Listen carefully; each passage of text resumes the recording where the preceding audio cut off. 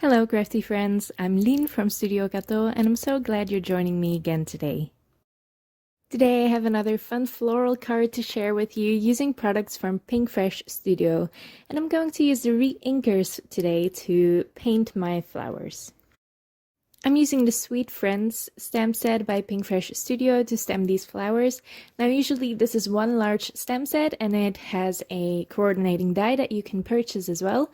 And that cuts out all the florals at once. Now, because I don't use coordinating dies, I like these stamps to be individual stamps, so I just cut them apart carefully with my scissors, and now I can use them separately. So that's why my stamps look different than they probably should. So I'm just stamping those out onto Canson Montval 200 GSM watercolor cardstock, and I am stamping that with Versafine Onyx black ink. I'm also clear embossing these with Wow Clear Gloss Superfine embossing powder. So I am painting with the Reinkers, and I did that by just dropping a couple of drops of ink onto my slick surface, and this surface that I'm working on is just a laminated sheet of white cardstock. I really like it for ink blending. It's super easy to clean, and of course it's super cheap as well. And I'm just using them as regular watercolors, but I didn't think they would be so pigmented. I don't know why I didn't think that, because obviously they are inks and they are very pigmented. So you don't really need a lot. I put a couple of drops down of each color, and one drop would have already been too much for these florals. So don't waste your ink like I did.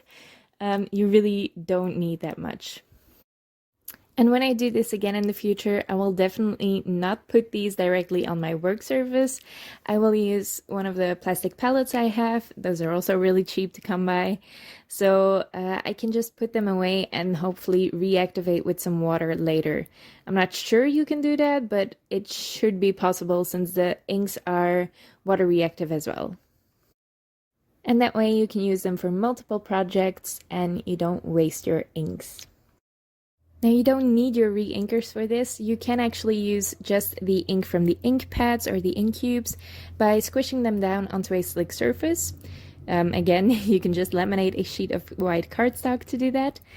And I've done that in the past, but you need a lot more water to work with those inks because obviously you can't put that much ink on your slick surface, so you need some water to pick it up.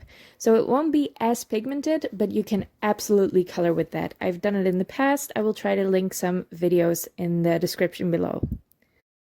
And in that description, you can also find all the colors I used for this. These are all Pinkfresh Studio inks, and they are gorgeous. I think they have a great color selection, and that's why I love painting with them.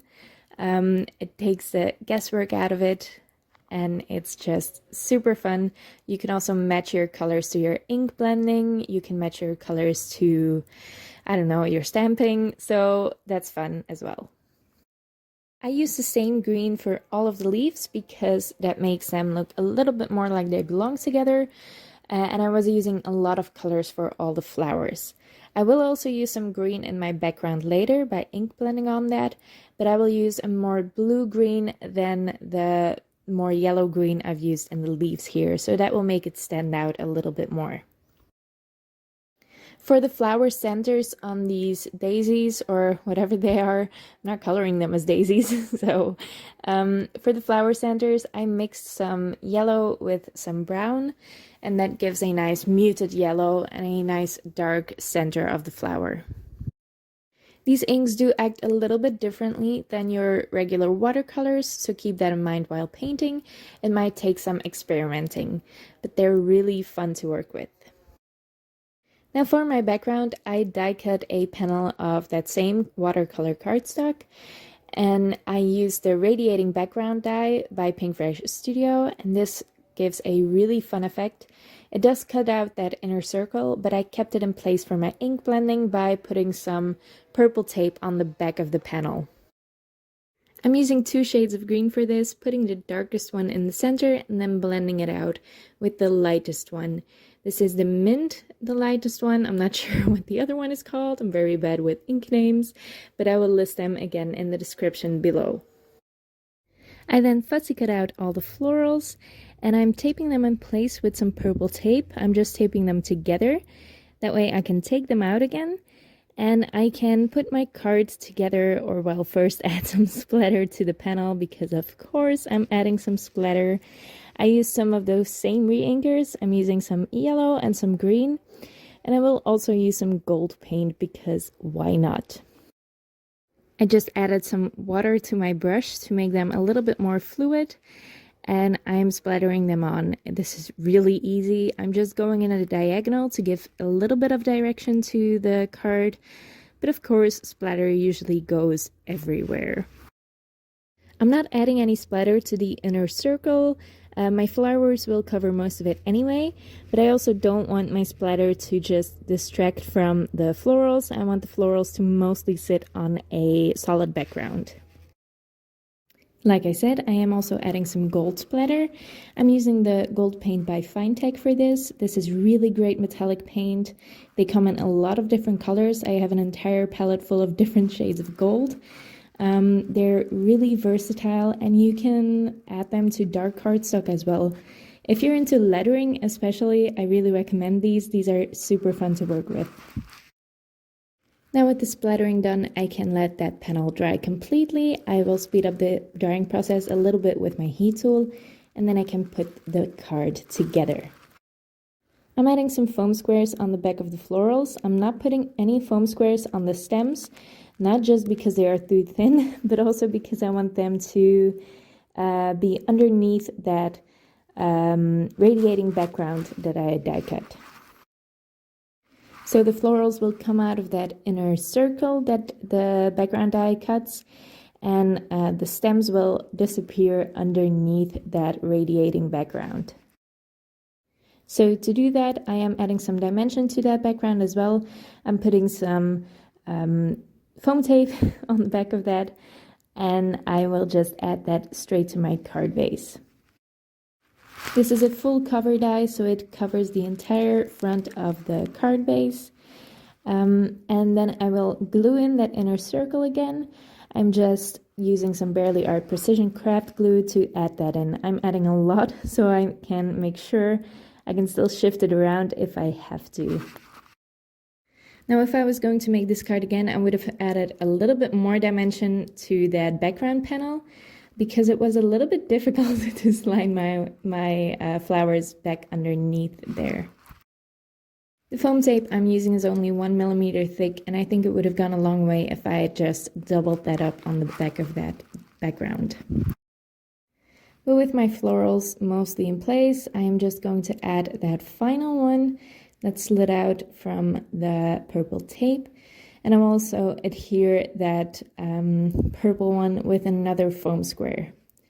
I did stamp a sentiment from that same Sweet Friends stamp set in Versamark ink and embossed it with Wow Gold Rich Pale embossing powder. And I cut that into a strip and added it with some foam tape. I'm also adding a lot of gold metallic pearls by Pinkfresh Studio as embellishments, following that same diagonal I made with my splatter. I'm adding them in all sorts of different sizes, and I'm using my jewel picker tool for that, and I will adhere them using my Barely Art Precision Craft glue. This is really easy to do. Once you're happy with your placement, you just pick them up one by one, put a dot of glue behind them, and then drop them again, and the jewel picker will just let go of it. That finishes up the card, but I am making a matching envelope as well today. I am just using the Canson Montval 200 GSM watercolor cardstock again, and I'm following the instructions on my We Are Memory Keepers 123 punch board to make an A2 sized envelope. And I'm using this layering stencil set by Pinkfresh Studio as well. This is obviously not the same pattern as my die cut for the background, but it is some radiating sun rays or something like that. I really like that for a focal point, and it's really easy to do. I'm just lining the second layer up with the first there, as you can see, on the same diagonal. And I'm using a different shade of green for that. Again, all the products I use will be listed in the description below. I'm not being too careful with this. I'm just blending on some inks. Now I did think there was a little bit too much white space. The stencil set actually has 3 layers, but for some reason I only used 2 here. And I just shifted the second one around to create a 3rd layer. And now I'm grabbing that same stamp set again and stamping one of the florals on there with green ink. And I really like that effect as well. So a fun card with a fun matching envelope. There's a lot of shimmer and shine to it because of the metallic pearls and the metallic splatter as well. I really like how this one turned out. These florals are definitely one of my favorites. I hope you like it too. If you did, make sure to leave a like on this video and leave your thoughts in the comments below. I would love to read them. You can also subscribe to my channel if you want to see more of my videos. Thank you so much for watching, and I'll see you next time.